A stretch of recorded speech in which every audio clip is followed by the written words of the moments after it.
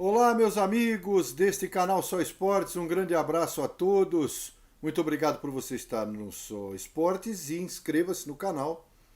Assine aí as notificações, né? Ative as notificações e você terá informações de todos os esportes e sempre comentários dos especialistas, né? E ouvindo muita informação dentro aqui do YouTube do canal Só Esportes. Eu quero hoje falar basicamente, ou totalmente, não é basicamente, da Fórmula 1, né? Vou me reportar apenas a Fórmula 1, Grande Prêmio da Bélgica, porque não pode ser diferente.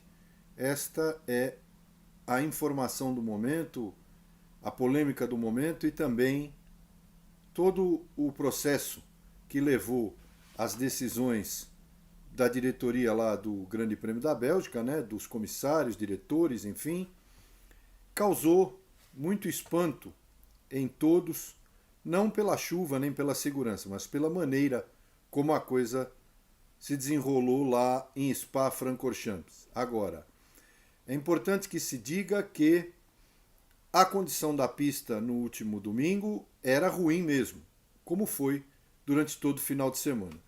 Spa é um circuito onde realmente, na floresta das Ardenas, na Bélgica, chove muito.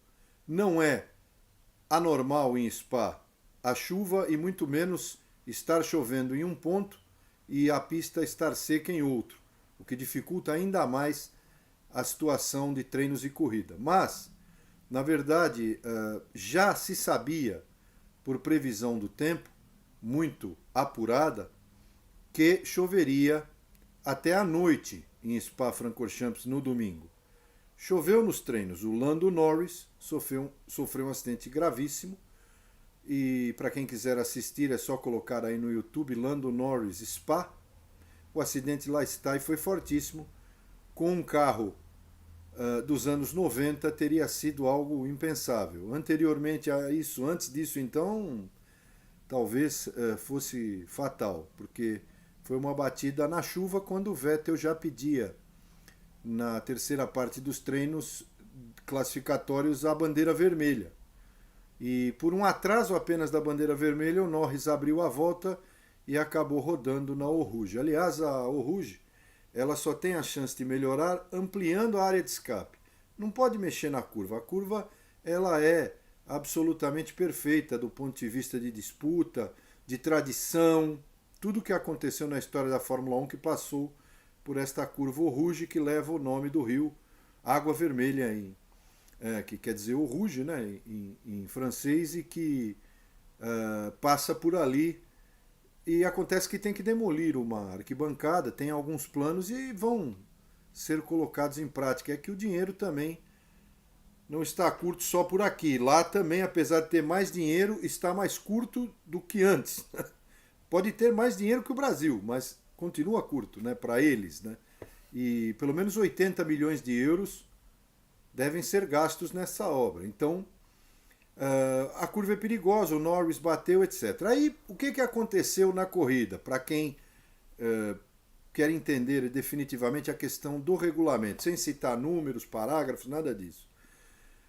A corrida com chuva, ela começou atrás do safety car na volta de apresentação. A pista estava tão ruim que o Sérgio Pérez da Red Bull já tinha batido na volta de ida para o grid. Depois da volta de apresentação, o diretor de prova, o Michael Masi, deu a bandeira vermelha, todo mundo voltou para os boxes. A partir daí, ele começou a contar o tempo do evento. O tempo do evento regulamentar, a partir do momento que o cronômetro começa a ser contado, independente da corrida ter sido dado largada, porque não teve, são 3 horas. Né? Depois ele pode, o diretor de prova, ele travou esse cronômetro e quando foi em torno de 1 da tarde, horário de Brasília, 5 da tarde, né, 6 da início da noite, 6 da tarde, lá em Spa, onde tinha apenas 1 hora de luz natural e muito ruim já por causa da chuva, ele já tinha levado o cronômetro até 1 hora para o fim, aí ele liberou o cronômetro e disse que a luz do fim do pit lane determinaria a largada da corrida. Os pilotos saíram na formação do grid, na mesma colocação, né? Já valendo corrida. O George Russell em segundo da Williams, fantástica a volta que ele deu na classificação, né? Ele acabou ficando em segundo, o Hamilton em terceiro, esperava ter feito uma corrida melhor, não ligou muito para a classificação, até tinha um acerto aerodinâmico diferente, como usou na sexta e no sábado. Mas na hora em que os pilotos deram as voltas, foi para quê? Em outro setor do regulamento, em outro ponto do regulamento, que diz que após 3 voltas completadas, a corrida pode ser dada como encerrada, ela fica valendo como corrida oficial do Campeonato Mundial de Fórmula 1 desde 1950, né? E os pontos são atribuídos, metade deles, porque a integralidade dos pontos apenas se a corrida for suspensa com 75% da distância completada. Então, o que fez o diretor Michael Masi?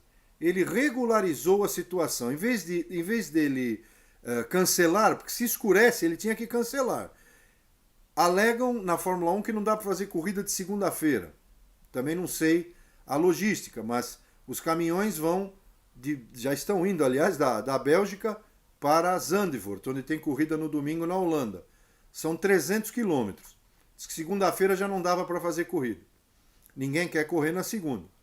E aí, para ele não cancelar a corrida, aí realmente não valeria nada, ele usou dessa estratégia do regulamento. Minha opinião agora, a minha análise. Absurdo total. Se o absurdo era correr, eu não discordo, não estava na pista, não vi o asfalto, não sei o que estava acontecendo em loco. Então, não dá para correr o Fórmula 1 aqui. Tudo bem. Não vamos ficar discutindo isso. Pode ter várias opiniões. Muitos dizem que tem que correr de qualquer jeito. Eu não acho isso. Então, não interessa. Se não dá para correr, não faça uma corrida fantoche. Cancele. E por interesses comerciais, a corrida foi mantida. Se for por segurança, e foi, cancela de uma vez. E devolve o dinheiro, como pediu Lewis Hamilton. 60 mil pessoas. Na entrevista, ainda na pista, logo após sair do carro, ele disse ao microfone, nos alto-falantes do circuito inteiro, que achava que deviam devolver o dinheiro para quem lá esteve durante o dia inteiro debaixo de chuva e frio. Então é isso, tá? A Fórmula 1 não pode fazer isso. Ou cancela ou corre. Não dá para correr, cancela. Ah, dá para adiar, adia. Mas fazer 3 voltas para que o regulamento fique satisfeito. E aí o primeiro que ganha 25, Verstappen ganhou, passou a 12,5 pontos. Né? O segundo ganha 18, Russell, passou para 9.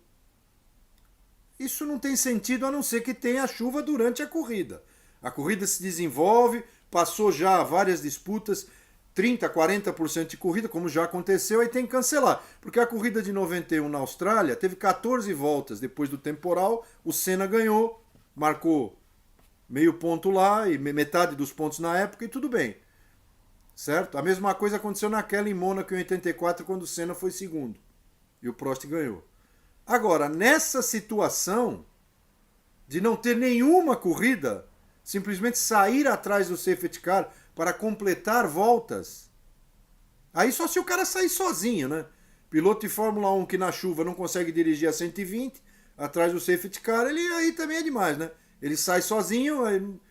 Isso aconteceu ainda, hein, na volta de apresentação, né? Na volta de ida para o grid com o Pérez, que acabou largando, arrumaram o carro dele, deram um jeito, ele pegou em último. Lamento, espero que domingo, nós vamos ter corrida domingo, Holanda, 10 da manhã, Zandvoort retorna ao calendário, tá certo? Depois de 36 anos ausente. E graças ao Max Verstappen, o holandês, o circuito tradicionalíssimo da Holanda retorna ao calendário. E essa etapa aí promete muito. Lembrando que o GP do Brasil passou do dia 7 de novembro para 14 de novembro, para acertar o calendário, porque o GP do Japão foi cancelado. Os japoneses não farão o GP mais um ano. Então também é interessante para quem comprou o ingresso e que podia ir no dia 7 e não pode ir no dia 14, vai ter que devolver, né? Porque afinal de contas mudaram o dia. Ah, mas o código do consumidor, mas pode, porque o evento tem um código, quando você compra, tá lá, você aceita, que diz que pode ser transferido ou adiado. Aí você tem que buscar os seus direitos, né? Isso é chato, mas o GP do Brasil foi atrasado em uma semana. De 7 passou para 14. Né? Então, atrasado que eu digo, adiantaram uma semana. Atrasaram no sentido de quem comprou o ingresso. Né? Uma semana a mais, essa é a verdade. De 7 para 14. E eu também acho que isso não está certo da maneira como foi feito, mas enfim, são questões a serem discutidas nos bastidores, e principalmente para quem comprou ingresso e não pode ir dia 14. Meus amigos, muito obrigado, fiquem conosco, assinem aí o canal, inscrevam-se, né? E o sininho, para que vocês tenham as notificações, certo? Muito obrigado, um grande abraço, até semana que vem com notícias e informações da velocidade.